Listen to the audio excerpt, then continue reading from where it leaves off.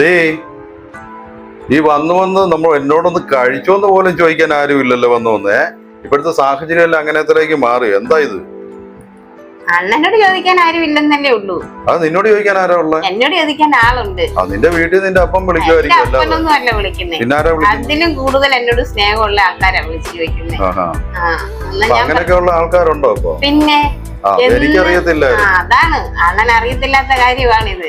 എന്നും രാവിലെ ഫോണൊക്കെ ചെക്ക് ചെയ്യണം. ഫോണൊന്നും ചെക്ക് ചെയ്ത് അത് ചെക്ക് ചെയ്തു കുഴപ്പമില്ല.